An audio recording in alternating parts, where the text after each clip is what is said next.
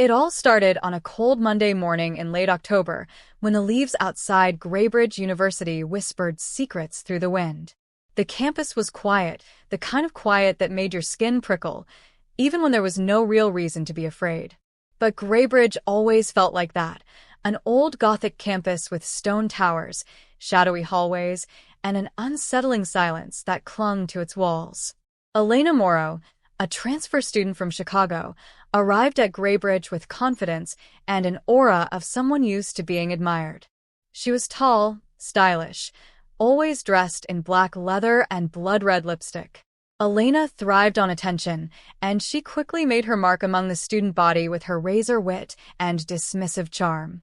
By the second week, she had established herself as the new queen of the literature department, effortlessly dominating class discussions and quietly mocking anyone who didn't meet her standards, including the staff, especially the janitor.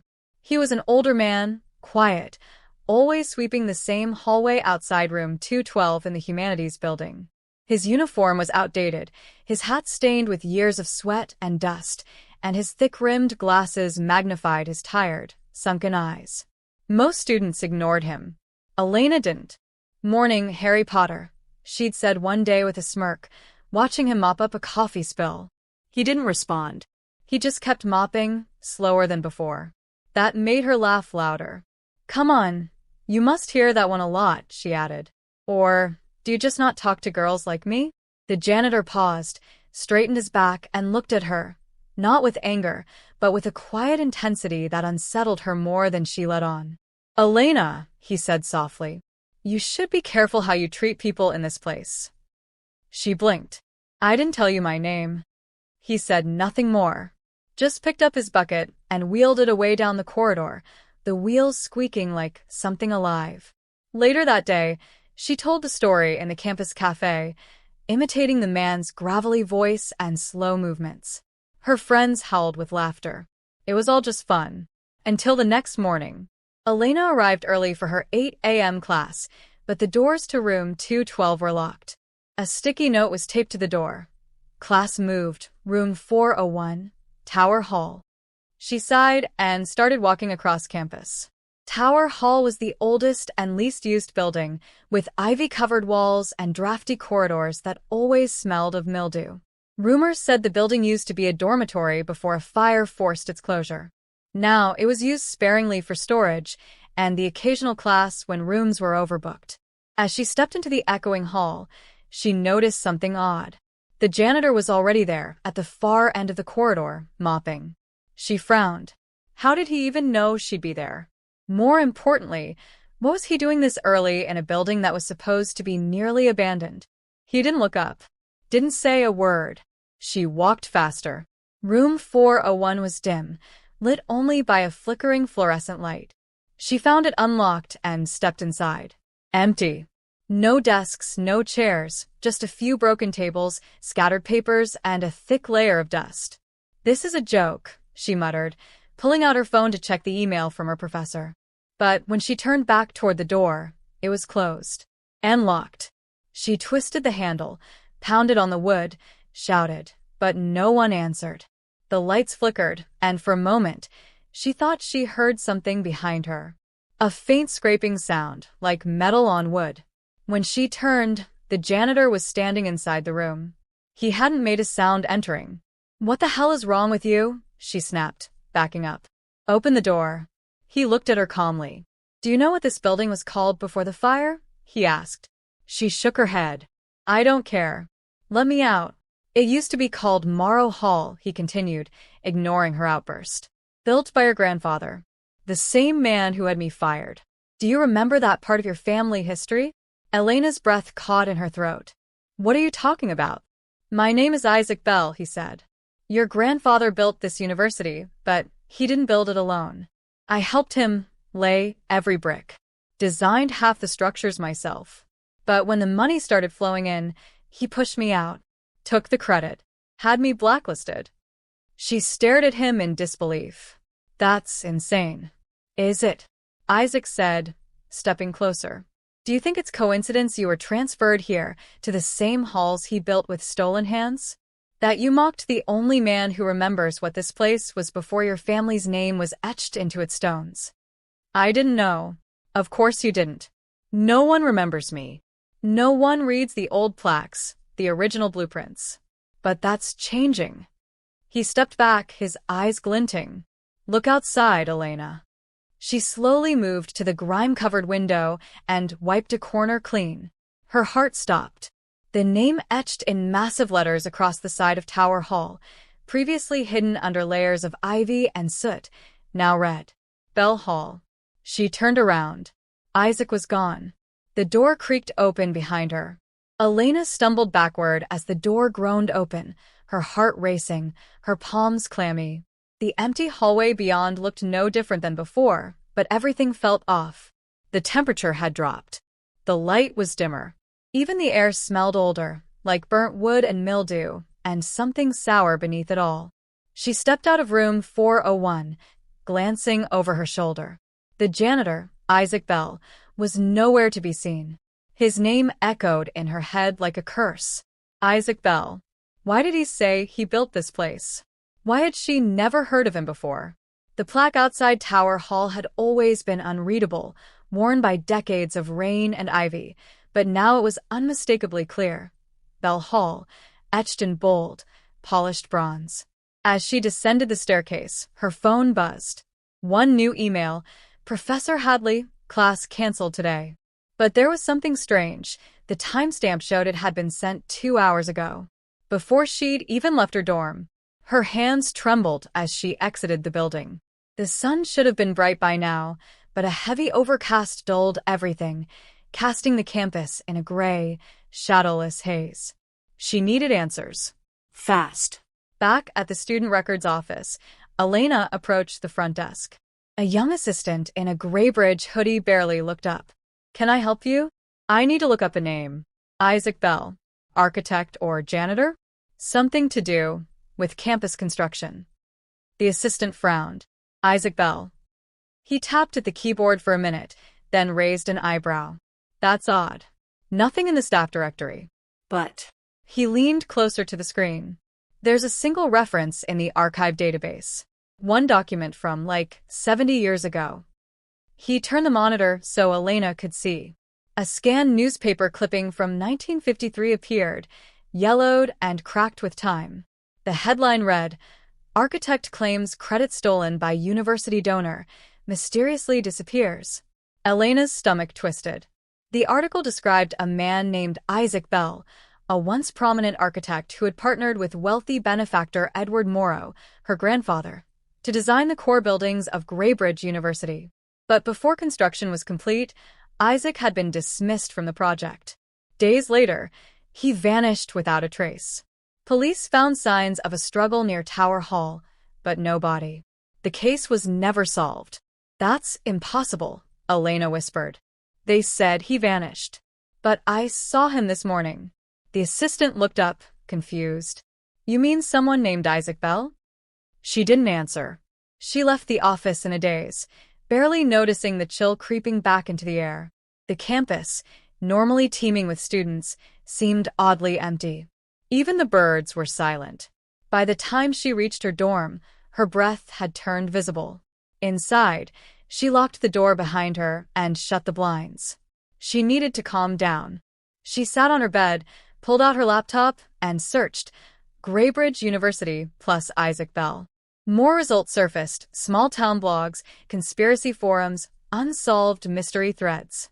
They all pointed to the same legend, that Isaac Bell's spirit still haunted Graybridge, particularly Tower Hall. Students who mocked him or disrespected the campus grounds would encounter him, often alone. And those encounters didn't always end well. Her fingers hovered over the trackpad as she found a grainy photo in a Reddit post. A figure in janitor clothes, half hidden in the shadows of a stairwell.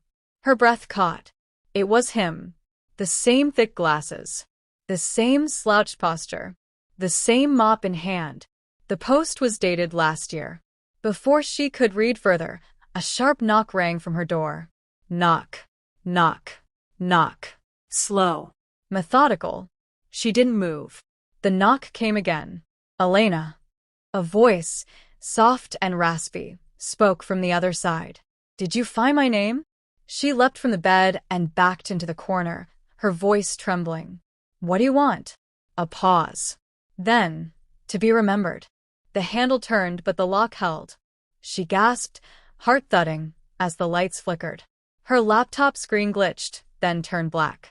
The room seemed to shrink, shadows lengthening, walls pulsing like something alive. Then silence. When she finally got the courage to peek through the peephole, no one was there. She didn't sleep that night. The next morning, desperate for help, Elena visited Professor Hadley, her American history instructor, and one of the longest-serving faculty members on campus. His office was filled with dusty books and framed photos of past graduating classes. When she told him everything, Isaac, the plaque, the article, he didn't laugh. He didn't even look surprised. Instead, he stood slowly, walked to a cabinet, and unlocked a drawer she hadn't noticed before. He pulled out a leather-bound journal, brittle and brown, and handed it to her. "This belonged to your grandfather." Elena opened it carefully, flipping past sketches of building designs, budget notes, and personal entries. Then she found a page titled, "Silencing Bell." Her eyes widened. It detailed how Edward Morrow planned to erase Isaac from the university's history, cutting his name from all records, removing plaques, claiming Bell's architectural designs as his own. There was even a note: "If he resists, we have ways of dealing with him." No loose ends. Her grandfather had orchestrated his partner's disappearance. Professor Hadley sighed. "This university was built on secrets, Elena. Some of them don't stay buried." She looked up, chilled to the bone. "But why me?" "Because you're a Morrow. And because you laughed." She swallowed hard. "What do I do?" Hadley's voice was grim. "You have to finish what your family started. Or undo it." He handed her an old brass key. "To the basement of Bell Tower Hall. There's more down there than you're ready for. But you have to go." That evening, under a crimson sky, Elena stood once more before Tower Hall, no longer crumbling or ivy-choked, but cleaner, restored, as if reborn overnight. The brass key in her palm felt like it weighed 1,000 pounds. She descended into the basement, where the air grew colder with each step. The key turned with a screech in the rusted door. Inside was darkness, and somewhere within it, something breathing. The rusted door groaned open, releasing a breath of stale air that carried the scent of mold, burnt wood, and something older, something dead. Elena stood at the threshold, holding a flickering lantern she'd found near the stairwell. Her fingers trembled around its handle, but she stepped inside. The air in the basement was unnaturally still. The stone walls were damp, the floor uneven beneath her boots. She could hear water dripping somewhere deep within, rhythmic like a slow, steady heartbeat. The hallway ahead branched into darkness. As she moved forward, she passed decaying crates and broken desks, old chalkboards warped by moisture. The further she walked, the more the space seemed to stretch, like the building's insides were shifting to keep her trapped. Then she saw it. A metal door at the end of the hall, different from the others, smooth, without rust, untouched by time. There was a name carved into it, barely visible under layers of grime. She wiped at it with her sleeve. Isaac Bell. The name burned into her vision. Suddenly, the light in her lantern flared, casting monstrous shadows against the wall. Behind her, footsteps. Slow, wet, measured. She turned. Nothing. But the steps continued, echoing through the corridor. Elena grabbed the handle and yanked the door open. Inside was a large chamber, stone walls, domed ceiling, and at its center, a desk. A single, pristine desk, untouched by time. Blueprints and ledgers were neatly laid out, illuminated by a lantern that had no visible flame source. A faded photograph sat on one corner. She stepped closer. The photo was of two men. One was clearly her grandfather, younger, smiling arrogantly. The other was Isaac Bell, serious, proud, standing before the skeleton frame of what would become Graybridge University. Elena picked up the photo just as the door behind her slammed shut. The chamber darkened. She spun around. Isaac. A voice echoed, not from a direction, but from the very walls. You found it. Finally. Isaac's form emerged from the shadows, not entirely solid, not entirely spirit. His eyes glowed faintly beneath his glasses. I kept this room untouched, he said. My proof. My truth. The place they tried to bury. But the bones of buildings remember, Elena. She stepped back. I didn't know any of this. No, he said. But you laughed. You mocked the last piece of me still clinging to this world. I was wrong, she said, voice cracking. I didn't understand. But I do now. You don't have to stay here anymore. He watched her, face unreadable. Then slowly, he raised one translucent hand and pointed to the desk. Restore it. Elena looked down. A blueprint of Bell Hall lay there, smudged and half-erased, the name, Morrow, stamped in the bottom corner where Isaac's had once been. She knelt, pulled a pen from her coat, and with shaking hands, crossed out her grandfather's name. Then she wrote, Isaac Bell, original architect. The air shifted. A deep groan rumbled through the ground like the building itself was exhaling. Dust fell from the ceiling, and the light pulsed once, twice, and then steadied. Isaac stepped forward. His face had softened. You did what your family refused to. Will you rest now? She asked. He looked toward the stone ceiling. Maybe, but something more must be done. What? He held out his hand. There's one place left. The chamber dissolved. Suddenly, Elena stood in the center of the campus quad, now restored and gleaming under a moonless sky. Bell Hall loomed behind her, completely changed, no longer cracked and forgotten, but towering and proud, its name blazing above the entrance. Students milled about the campus again, their faces unfamiliar, their clothes decades out of date. Elena turned and caught her reflection in the glass of a nearby window. She was older. She was dressed in a janitor's uniform. Her heart pounded. What is this? A voice whispered on the wind. You replaced what was taken. Now you hold what was left behind. Panic surged in her chest. She ran toward the administration building, past students who didn't seem to see her. She threw open the doors, raced down the hallway, and into the main office. Inside, a plaque hung behind the front desk. It read, Custodial Supervisor, Elena Morrow Bell. She stumbled back. The lights flickered. The students around her turned, but their eyes were hollow. They stared through her, then vanished into mist. She was alone again. Alone in a school that remembered everything. She ran back to Bell Hall. The doors opened for her. The janitor's closet was clean, organized, mop, bucket uniform. She looked down at her own clothes. The same uniform. She dropped to her knees, screaming, Let me out.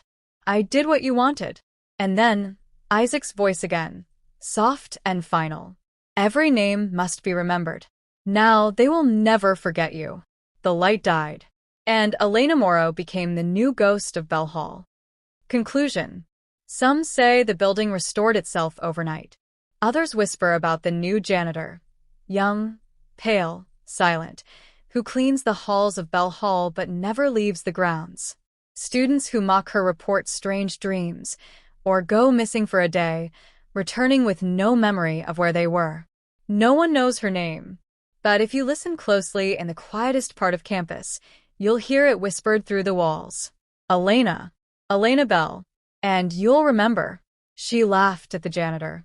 But now, she keeps his name alive.